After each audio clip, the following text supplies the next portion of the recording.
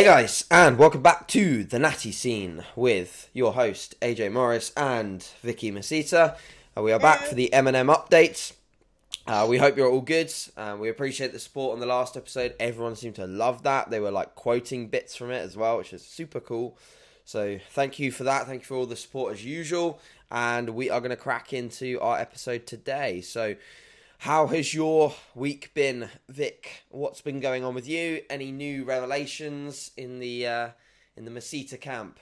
In the Masita camp. New revelations. Okay, so let's go on nutrition-wise, first of all, because obviously I have been getting so many messages about my bloating and if I figured out anything and that kind of thing. And if I'm going to be honest with you... Bloating expert.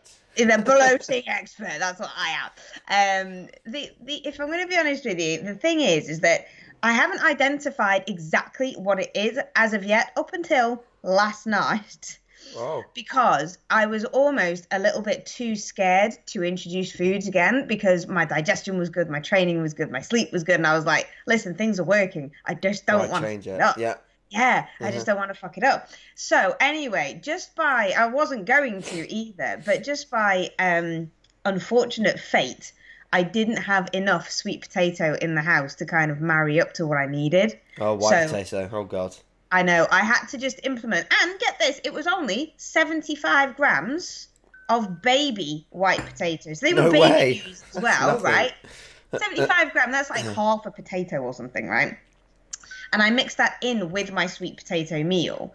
So I had that at 6:30 last night, and by 7 o'clock, I was fat.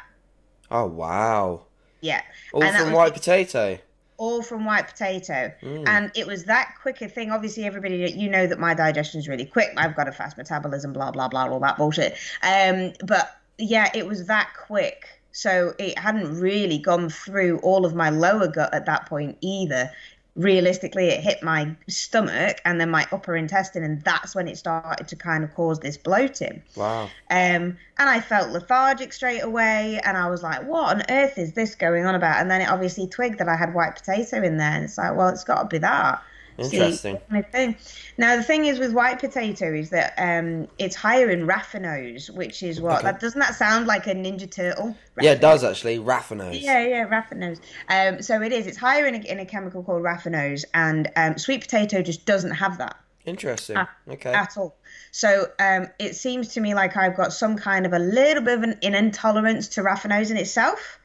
So, which actually can correlate with other things, because when I did have some peppers, just chopped up a few peppers and racked that in with my chicken, I did experience some digestive discomfort as well. Okay. And that has some higher stuff, that with capsicum as well. So, Yeah, unfortunately, I think anabolic chippies are no longer for the tiny titan. Well, with white potato, you can have them with sweet. I know, but it's not the same, man. So many people keep telling me, "Oh, AJ, you can have your white potato, or you can have some sweet potato in the air fryer." It's like absolutely not. It just doesn't taste the same. I prefer sweet potato baked if I'm gonna have it, or in the microwave. Yeah. Fuck, that's frustrating. I know, isn't it? I love white potato. I was the anabolic chippy maker. Anabolic chippies was my hashtag, for fuck's sake, and now I can't have it. So now I'm going to have to create a new hashtag to state something along the lines of anabolic flat baked sweet potato, which just sounds shit. But yeah, so if anybody can come up with a good hashtag for sweet potatoes and chip or mash or whatever like that, then yeah. Now, is it all white potato, or could you look at having something like a red potato? I could possibly have a look at it. I'd need to have a look at the raffinose content into it. I mean, I can trial it and obviously see what it does. But it is surprising, because I just had that little bit. And then this morning, I woke up and weighed in 2 pounds heavier just from the bloat. Oh, wow. Yeah, and it's just from that tiny little bit. So everybody who comes to me about their weight and all the scale weight this and the scale weight that, it could literally be something as simple as 75 fucking grams of something you don't agree with, yeah. I don't think I have an issue with raffinose because I have a kilo of white potato a day. No, I think you're all right. I think you have the digestive system of an ox and can therefore digest every raffinose, chemical, phytonutrient and everything else on this planet. And not it's weird. On the topic of digestion and digestive system of an ox, like, I do think that that's something that I do have that's favourable, is that I never, ever get stomach issues, like, ever. Yeah. Like, people were asking me when I was carving up for my shows and I was using white potato, and people were like, how can you stomach that amount of food? But I eat white potato, and when I was younger, I used to get similar issues. I just feel grim after eating it. Same with sweet potato. But now I eat it, and it's like eating Rice Krispies. It's like I feel like I haven't eaten. I just feel like I just, it's gone. It's just digested. Yeah. But the one thing that plays havoc with my digestion, Vic, is excessive protein. This is why I changed your diet a little bit initially, when you were on like more protein than I was. But than a cow. I just can't seem to, whenever I put up my protein significantly, I just seem to get horrible side effects. Like, just that, the whole lower abdomen bloating that you're talking about with white potato, that's what happens to me when I have excessive protein. And it sucks. You're right, it does make you feel very lethargic. Yeah, exactly. But yeah, other than that, training went okay and everything like that this week, all good? Yeah, training's quite good actually, because I'm having to auto-regulate because of this issue that I've got with my shoulder.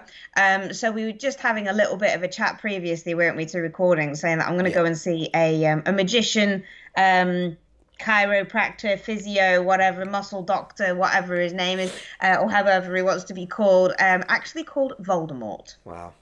So apart from the fact that I'm just a little bit scared, he has been classed as a miracle worker. So it's going to take me 2 hours to get there, but... Yeah, well, the thing is, though, if it's a shoulder... Got to do it.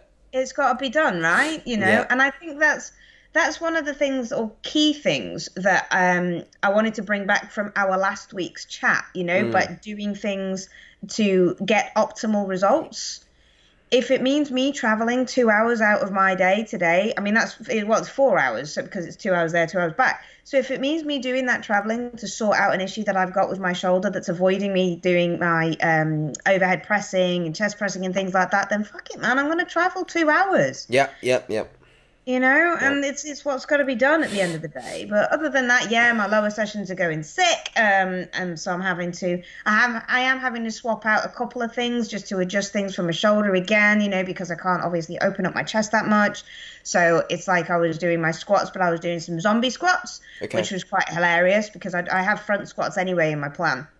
But holding it up this way, the way that I would normally do, or holding it up this way with my elbows forward, just causing too much strain on my shoulder, but actually holding it out like a zombie, it was actually really good. And I managed to get quite heavy on it.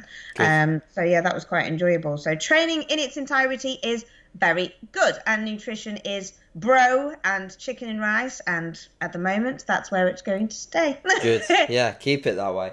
If you find something that works, keep it. Absolutely. Good. So how's your week gone? Yes, a good week in the books again. Every session has been pretty good. I'd say that towards the end of the week, again, I think I'm close to probably having to deload. I deloaded about sort of 6-7 weeks ago. So I'm probably at that point where I need to probably implement another one at some point. What's that? What's making you feel like that? Just general lethargy through the day. I know exactly when I need to do it, because I'm usually like buzzing. Like if you ask my dad, like I'll just be like running around the house all day doing stuff, and I won't really just sort of sit at my laptop and pass out and just do work. Like I'll do like 4 check-ins, and I'll walk around a little bit, or I'll do something else, or I'll clean this or whatever. Like I like moving. I don't like just staying stagnant. And when I don't have the energy to like do that, and when I start questioning myself about going out for a walk or taking my dog out for a walk, I know that I'm not feeling good. Like if you're questioning yourself about taking your dog for a walk, imagine what you're psychologically going through when you put 180 kilos on your back. Yeah, I think I don't think I'm setting myself up too well for that. Not really. I think either not next week, because I've got a few things going on. I'm actually training with Mark Claxton on Tuesday, which I'm fucking pumped for. That'll be really exciting. And then That is quite exciting, actually. He's promised me a couple of sessions beforehand. Mark, you oh, bastard. mate, You said you were going to train with me first. mate, me and Mark have said to each other we'll promise to train with each other for a long fucking time. So I just said, Oh, okay, Mark, fine. I'll take it back then. Mark, give me a schedule, man. And he said, all right, here's my schedule. And I was like, right, whack me in the diary here. And so we're doing it. So we're actually training legs. So amazing. And then he's a beast on legs. I know that you're a beast on legs, but have you seen some of the shit that he does? I know, fucking epic. I can't wait. I love training with people that are better than me, and he's better than me in a lot of regards. He's bigger. He's achieved more than me, and I think we're very similar in the fact that we both came second at a BNBF Junior British Championship. He lost to Chappelle. Oh, he did.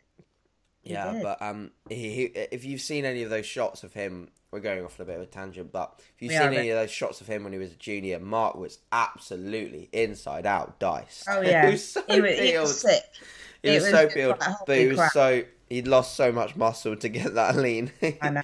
There's only one other guy that I've seen who got that lean, like inside out, almost concentration camp look lean. And you know what? That was Nathan Williams. Yeah. Did you see that shot when he was holding his trophy and he was kind of looking over and just having a smile? As you smile, you get like the little apples in your cheek. Yeah, he had none of those. They were sucked in. He had feathers on his quads, and it was just like, holy shit. But then do you see what these guys do in the off season? Sorry, again, just going off on a tangent. If you see Nathan Williams in an off season, man, he's not like that. No, of course not. He puts on some good fluff. Yeah. But look at the size of him. You know, it obviously proves that, I mean, he's very comfortable with his physique, which is brilliant. And the same with Andy, Andy Chappelle. He puts on some good fluff in the off season, and he doesn't, after he trains, or after he competes, he doesn't train for like 3 weeks. He's just like, I'm going to take 3 weeks off the gym. Like that, really? Interesting. I couldn't do that. No, I was like, I don't know. Fuck no. You're primed for muscle gain when you finish a contest prep season. Yes, your body's tired, but give it a little bit of time just to sort of heal up and eat enough. Eating an abundance of carbohydrates is amazingly good for reducing diet fatigue. So eat an abundance of carbohydrates, get in the gym and train with quite high volumes, and you'll actually regain a lot of lost tissue. But just sit and gain body fat. That's the other option to do, which certainly gives your body a rest. Definitely. But whether or not that's optimal, I'd be up for arguing that one. In terms of exiting a show. But yeah, I totally agree in regards to like looking at what the pros do and their approach to off seasons. Mark certainly, we had several chats throughout sort of my prep, and same with Andrew. I chatted to Andrew a few times as well. He was quite helpful at my UK DFBA show in terms of just telling me to eat a bit more and be confident in doing so. So they certainly, from watching them, because I'm a big believer, and this is maybe what we could talk about today, but I'm a big believer in watching people and learning and actually like using that as a really good tool, especially people who are successful. Like, I like watching successful people. I like listening to successful people. Like, you wouldn't, put it this way, I don't think if you wanted to build an awesome business, why would you listen to someone that's running a business that's failing? Yeah. Why would you do that? Like, you want to listen to someone who ideally has gone from not running a business, struggling, building it, having more struggles, to build something really successful. So it's pointless. It's not pointless, but it's less beneficial, in my opinion, to listen to someone that's just, either come out of the womb and come in straight into a business that's successful. That they owned it through family reasons and things like that, because they haven't experienced the grind to get there. So like when you listen to a natural bodybuilder that's got absolutely like class A genetics, that's a bit of a difficult thing to be doing, because they haven't gone through as many arduous processes as someone who's got shitter genetics but has still achieved. So like some of these people that are pros now haven't got like the world's best genetics ever. Like they are genetically endowed in a good way because they've got to where they are, but they're not like crazy genetic gifts. You know, they've worked fucking hard to get where they are. So I've always been of the opinion that I should, you know, definitely listen to what they've got to say, and certainly have a cheeky look at what they're doing in their off seasons and try and stay in tune. So like whenever I'd go to a BNBF show, like I could, like, you can't. There was never a time where I didn't see David K eating a huge bucket of sweet potato and chicken, and there just wasn't. I always saw him doing that, and it was, I was just like, you know, he was in his off seasons. He wasn't prepping at that time. He'd always be super consistent with his food. So that just allows you to think, oh, okay, well, the pros are very consistent with their food in their off seasons. Why don't I do that? Because the amount of people that I know that just get very slack, like I did in previous off seasons, no structure to their day, just eating on a whim, not really eating to fuel their sessions, and really just getting behind, like making themselves look worse as a result. So this is the most consistent I've ever been with my nutrition, and equally, it's probably the best I've ever looked as a result of coming out of a prep in terms of body comp, muscularity, and all of that jazz. And it's also the best that I've performed in the gym. So kind of works. Yeah, you know? Absolutely. Now, just speaking on the consistency with diet, because I've had a couple of messages through it as well, obviously from going to a more flexible approach to a more rigid approach, literally through medical reasons. Sure. Now, you've obviously taken this and you've chosen to be consistent with your diet and stick to the quote unquote bro foods and things. In a sense, How has that affected you psychologically going from the flexible approach to this approach? I think I'm psychologically in a better place, if I'm honest. Yeah, I'm exactly the same. I used to think about food way more than I do now. I'd say my food focus is probably at its lowest. Yeah. Because I just know that I eat, you know, 4 to 5 solid meals a day. Yeah. I know what times I eat them, and I just do that. You know? Yeah. I like my food. I have a good appetite. I can certainly eat and finish all my food with no issues. Yeah. But I don't stress. I really don't. I don't worry about food. The amount of times when I was following like a flexible approach that I'd come home with a bunch of macronutrients to hit, and I'd just piece together a pile of shit effectively to hit them. Like, oh, what's in the cupboards, you know? And just, whilst that's great, the decision-making fatigue that you get from that is just tiring, it's boring. You end up piecing together meals that aren't nutrient-dense and that aren't quality, that aren't quality. And half of the time I was, you know, my protein intake would come a large part from crap sources, you know, just like accruing it from breads, pastas, cheese, etc. Just accruing a load of crap protein in there. When in reality, if you set up a day, you can look at that day and you can think, is this really optimal? Do I need to, you know, change about my macronutrients so that I can hit, you know, a decent quality serving of protein per meal? And am I consuming enough nutrient-dense foods? You know, there's always something to look at in that regard. And I do think that psychologically, I'm just way less food-focused than I have been in the past. But it's interesting, isn't it? It because won't work for everyone like that.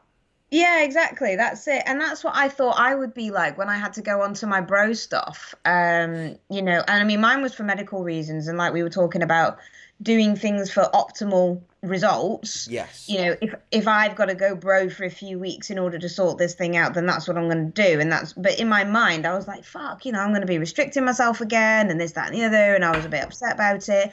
But then actually, when I've done it and I've seen the results, like you just said, I am so less food focused. It's unbelievable. I used to watch like Man versus Food. I know you did. And all of these things. I never said anything, but I was like, that's not good. No, I know, right? So, but I used to do all of that, and I used to love like all of that kind of stuff. I like MasterChef because, you know, the kids watch MasterChef with me because they enjoy it, so I do those. But all of like these ginormous foods and the challenges, and I was like, oh, I could probably have some of that, and I could eat that, and I could eat that when I was flexibly dieting. And now it's just like, well, actually, no, because I'm really enjoying chicken and rice. I know people laugh and they're just like, fuck, man, it's chicken and rice. But it is really as simple as that. It is, I've got a goal to be healthy, to be optimal. And psychologically, that fits in with me very, very, very well. Yeah. So psychologically, I think I've actually been sorted out a little bit more through the bloating because I've seen the epic results that I've had from it. I know, right? But I went out for a meal as well, and I didn't have any kind of like, oh shit, is that going to be in my macros? Yeah, I just kind of went, you know what, that looks nice, and I haven't had that for a while, and I think that'll suit my digestion, so I'll have that. And I had that, and it was no issues. And so sometimes going bro actually works really well because, like you said, there's only so much mental fatigue that you can manage in one day, and just taking the decision processes. It's like people who wear the same clothes. People who are powerful, I know, right? AJ. People who are powerful, same hat, same 3 hoodies. Yeah. So that's why I haven't bought you a hoodie for your birthday, because you just won't wear it. Oh, mate, you don't know how many I have. I have a ridiculous amount of hoodies. I just wear the same like 3. I know. So I've wasted so much money on hoodies, especially in America. It's so funny. But that's it. But you laugh at these people, and it's like some of the most powerful people in the world literally have 2 outfits. Yeah. And it's the same. They just buy 5 or 6 of the same outfit. And they just wear those on a rotational basis because it takes the decision fatigue out of it. And especially throughout things like prep. Oh, there was one thing that I was really going to get into. Maybe we do that on another podcast, but it's about sacrifices that you make to make your optimal things in prep. Sure. And that's again about decision fatigue and that kind of thing. But I think we'll do that on another podcast. Okay. But yeah, actually setting your day up so you are not fatiguing yourself through decisions like food, like what you're going to wear, and what time you're going to eat, what time you're going to walk the dog, and that even kind of what you're going to do. Yeah, exactly what you're saying. It makes your day so much easier. It flows so well. And you had a few questions, didn't you, about setting your day up as an online coach? Because people just kind of think, oh, well, it's easy being an online coach because you can do what you want. Yeah. So about your experience first of all, and I'll give you my insight into that, because personally they have no idea. Yeah, I mean, first things first, like the main header is like it's non-stop. You don't really stop when you're coaching. So like the only time that I really try to stop is when I'm training. So I do try to sort of put my phone on like do not disturb, so I don't get any messages or emails or anything in that time period. So I can just focus on training. But does that always happen? No. Especially on days where I'm like, I know that I've got WhatsApps clogging up like no tomorrow. I'll have to answer some of them on my rest periods. I'll have to, you know. I just can't. I can't get away with it. But yes, I do certainly plan my day. So before I go to bed, I have a whiteboard in my room. I write out the next day's date, and then I put on the tasks for the day. So like, you know, I tend to put them out in the order that I think they're going to take place. So I can sort of visualize my day in a nice, and I can't tell you how much that chills me out before I go to bed. Yeah. This is like my pre-bed chill out routine of peace. I put my aromatherapy device in the corner of my room. I switch it on. I have lavender drops in it, and I have eucalyptus and this one from Amazon as well, which you put in, and it smells of baby powder, and it's fucking shit hot. AJ getting broody. you can get this aromatherapy device from Amazon as well. It's called a diffuser, aromatherapy diffuser. And then I start writing out my day for the next day. Always do this pre-bed. Don't do it in the morning. Again, in the morning, you're likely to start to think, I don't want to do that. Don't want to do that. In the evening, pre-bed, you're always going to be more inclined to say, fuck yeah, I'm going to smash tomorrow. Because you know that you'll have had a full night of rest and you'll be ready to go in the morning. You might wake up groggy. You want it there and ready to go. So I sort of structure my day. So for example, today was like go out, do a morning walk, do the pineapple Q&A walkie thing. So answer the Instagram. And what I try to do in that time period as well is like I try to get through my Instagram DMs. So whilst I'm walking, I just basically walk up and down the road, which is near my house. I think I did about 1,500 steps. So it's not an extensive walk, but it's not very fast either. Funny. So I try to get through my DMs because that gets the stress away from me. I've learned that if I was on this podcast now with you and I knew that in my Instagram DMs I had like 20 to answer, and I had WhatsApps from clients, and I had check-ins to do today, all of that would build up and my mind would just explode. So I do that. And then the rest of my day is normally structured like, you know, if it's a check-in day, then I'll do check-ins up until the point where I'll train. And then once I've trained, I'll come home. I'll do any easy work like video editing or a little bit of putting out content. I love how you call that easy work. I'm like, fuck, I have no idea what to do about video editing. That stresses me out to high heaven. It shows, I think that shows like not being harsh to you, Vicky, or anything like that, but it shows the differences in like almost like the age gaps between online coaches. So like for example, you know, I'm like quite a young online coach, and you're still a young online coach, but in comparison, you're a little bit older. I'm a grandma, yeah. So fuck off. So the video editing, putting out content is a little bit harder for those that haven't, you know, I've grown up with that. So like when I hop on iMovie or something, I didn't watch any single tutorial. It just came to me very naturally. Whereas if I said to my dad, can I outsource you to do my video editing, it would take him a whole day to edit one video. So for me, it's just like, that comes super, super easy. But I'd say that there's other things like finances. I'm fucking shit at that. I'm awful at that. You probably do my finances way better than I do them, and I have to have my dad help me do that. You know, so but I need someone to do. Anyone out there who can do my accounts and do my tax return for next year, please email me. I'll put you in touch with my guy. It's cool. All right, great, cool. Yeah. I don't do none of that crap. I literally have a spreadsheet for my finances, whack everything in, send it over to my accountant. He sorts it all out, and then he just sends me a bill from the tax office, and then I just pay it. See again, cool. Like less stress, less decision makings. I ended up just taking the easy route. So like I got my dad to like sort of just like put a number in the sky, and then I paid them a load of money. And then I was just like, that can't be not enough. And then they paid it all back.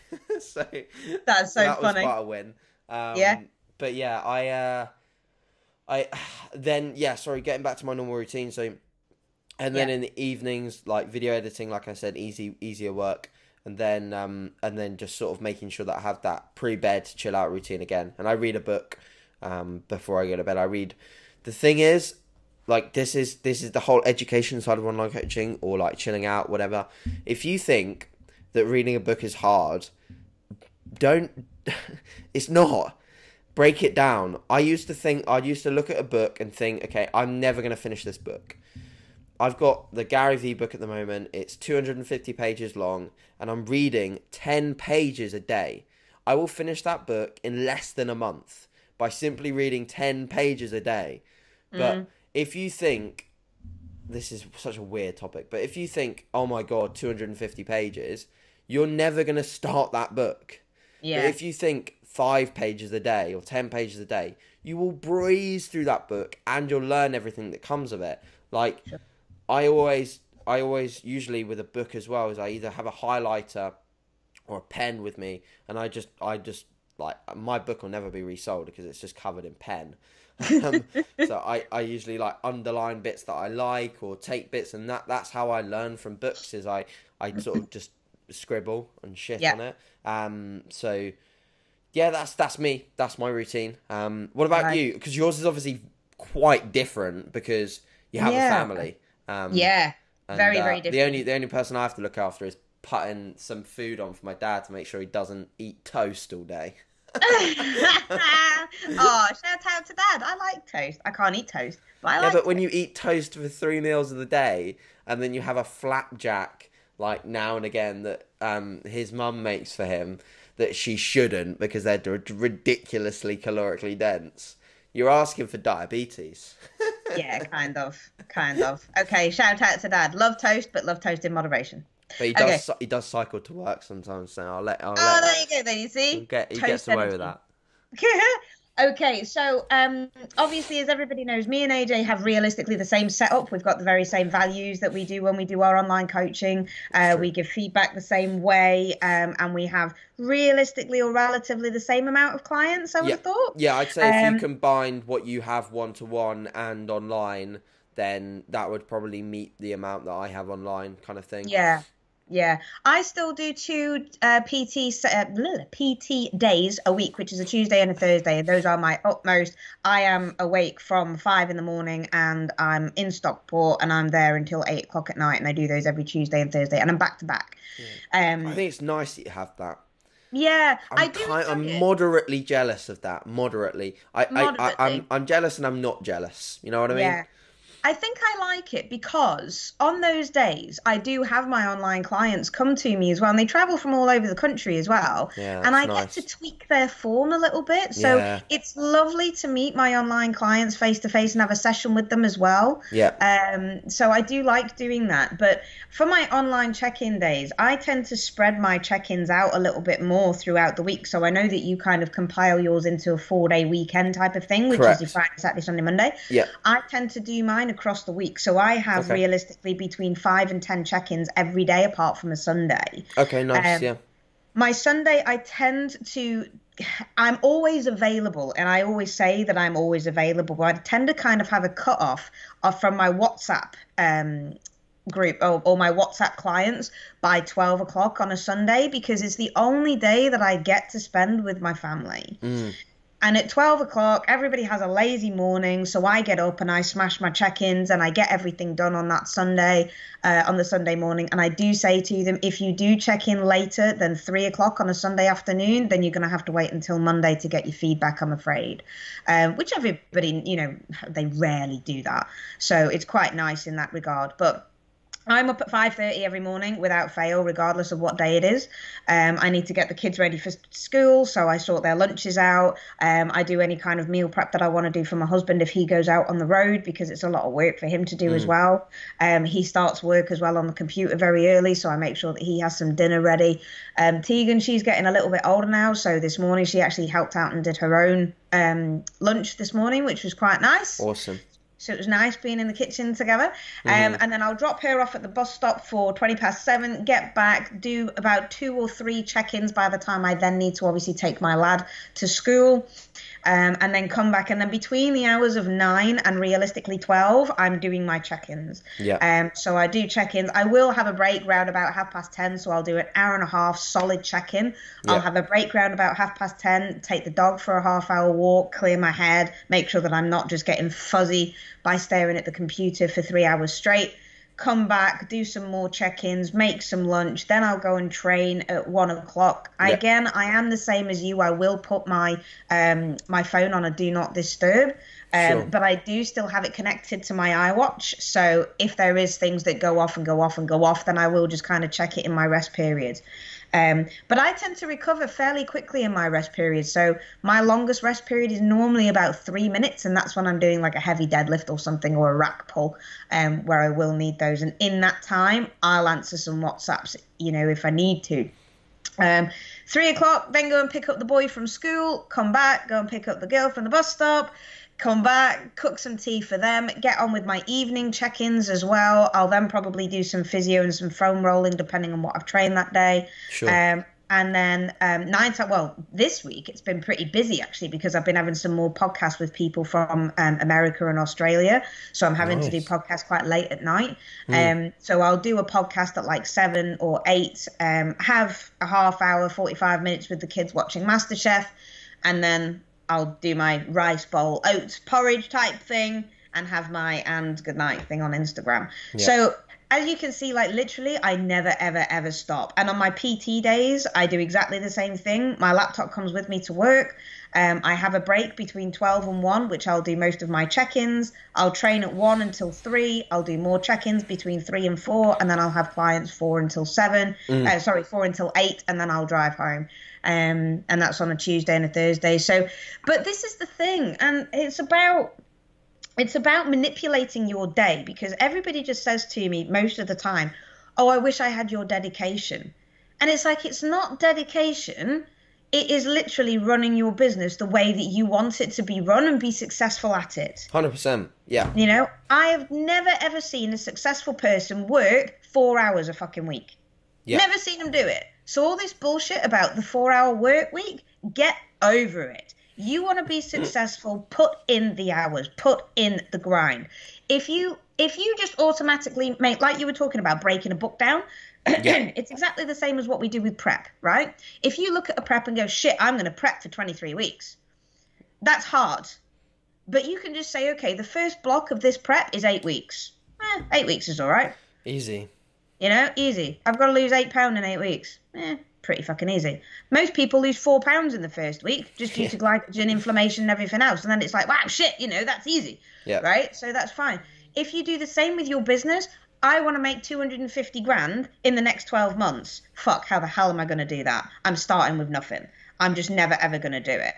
Right? Break it down into days, like AJ just said. Get a whiteboard, write things out and block out your day. Right, this is what I'm going to do. And the same with training. I've got personal trainers who come to me to literally say, I'm just not doing my own training. So if I have a PT, I'm going to make sure that I go there and do it. And I'm like, well, why don't you do that every single day that you need to train? If you want to train 4 days a week between the hours of 1 and 3, which is ideal for you, block your diary out. Yeah. Block your diary out to train. Why is this so fucking hard? You know, and to me, it's kind of like common sense. Yeah. And I know a lot of people aren't blessed with common sense, unfortunately. It's like technological sense. I do not have technology sense. I really don't. Scott has tried to teach me how to put my podcast together with the video editing thing and that kind of thing. He's tried to teach me for at least 3 years. I still have no fucking idea how to do it. I can just about download the conversation and then I'm like, Scott, will you do that video for me? And he does, and he's fabulous, and he does it in about 3 minutes, and it's great. But people just do not have this kind of common sense of blocking their diary out and doing it properly. Just visualize your day. I don't have a whiteboard because I've got nowhere to put it, but I have a diary. And I have a diary set out. It's a big, huge fucking diary thing like this. And I set it out hour by hour by hour. I know between the hours of 5:30 and 9 o'clock, I need to sort the kids out. Yeah. Simple. Yeah. I then know between 9 and 12, I've got check-ins. On a Tuesday and a Thursday, I've got all my clients. On this and that, I've got this. It's so easy, and that's how you can keep on top of things. People don't have structure. That's the thing, Vicky. Exactly. You don't get lean without having a structure to your day. You simply won't. You'll really suffer, and you'll really make things harder for yourself if you just whim through your day without having any structure. This is what we're talking about with the whole flexible dieting thing. Sure, yeah. Zero structure. Yeah. And you're really going to struggle. Zero structure to your day in terms of organization and time management, and you'll really struggle. You'll either get loads done or fuck all done. And I was talking to Jack Gad yesterday. He's releasing a new podcast on where he probably will interview you very soon. He's just talking to online coaches across the UK and gathering perspective on how they run their businesses and how they've built successful businesses. And we were talking about sort of how we plan out our days and how they've evolved over time.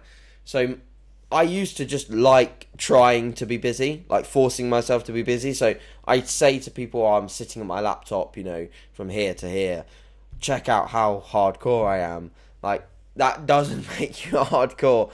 Because if I was to sit at my laptop for any longer than 3 hours without doing something, even if it's just going to my room and walking on my treadmill for 5 minutes just to clear my head, just to get movement, then I would really start my work ability would really start to get shit. Even if it's just check-ins, I can't do that anymore. And the same goes. It attention span, isn't it? And they did the study with university students. University students cannot have lectures any longer than 90 minutes because literally their attention span just goes. Yeah. So, you know, an hour lecture and then you have a break and then going into a different lecture of a different mindset, a different subject. That's what's going to go on. Now, realistically, we don't have the luxury to kind of go, right, I'm going to go from check-in to, I don't know, podcast or something along those lines because we've got so many check-ins to do. However, like you said, that's why I take the dog for a walk. That's why you go for a walk on your treadmill, because it's getting away from that. And I think that's why I like breaking my week up with PT sessions as well, because I'm actually speaking to a particular person and I'm managing to change their physique purely by, I want to do this one day on a podcast because it really fucks Write me it off. down so we don't fucking forget. I know, right? It's really big. It's just about manipulating somebody's stance to make that exercise optimal for them. Yeah. Right? And I'm just going to use this as an example because we're going to have to end it in a minute because I've got to take the lad to school. Yeah. See, this is how fucking I'm structured this way. But yeah, just very quickly, somebody who squats, if a PT just says squat for me, okay, hang on a minute, and just puts 2 plates under your ankles and then say, I squat again, fuck me. Stop it! Just stop it! Go to a different PT. Or actually just ask him why he's doing that. It's just one of those things that people think will get an instant fix, you know? Oh, it doesn't even work. Oh, awesome. They're still coming forward onto their toe. They're still going to face plant. Yeah. My dog's talking to me as well now. That's hilarious. But yeah, so we will discuss that on the next podcast, and I'm going to send AJ a message now and my dog is attacking me, and I don't know why. But I'm going to send that it's to the same you. with hip hinging as well. People can never coach a hip hinge properly. No. And I couldn't.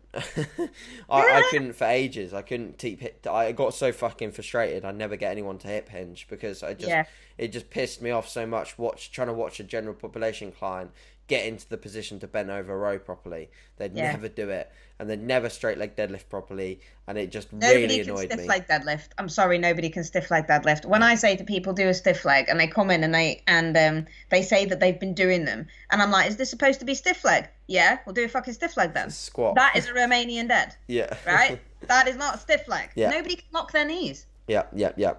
Or at least push their hips back as far as they need to go without knee flexion. Yeah, I agree. Yeah. Anyway, cool guys. We'll leave it there for this week. We'll do our little image for people to gasp. I'm not going to show this. Well, it's WMBF, but I'm wearing a GB top for gymnastics. Actually, this is so funny. Okay, let's just do a thumbs up. All right, 3, 2, 1. Cool. Fabulous shot. Love it. All right, guys, thank you very much for tuning in. Any questions, DMs, or anything like that, shoot them through. More than happy to answer them. I did have a DM the other day yesterday from a really lovely lady, and she was like, oh my God, your response made my day. I didn't think that you'd answer. And I was like, why? I'm still a human. I'm still a nice person. So if you do want to DM and just ask a question or whatever, send it across, and then we'll be happy to answer it as and when we get round to it. All right, lovelies? Cool. Awesome. Cheers for listening, guys, and see you next week. See you soon. Cool. Bye. Bye.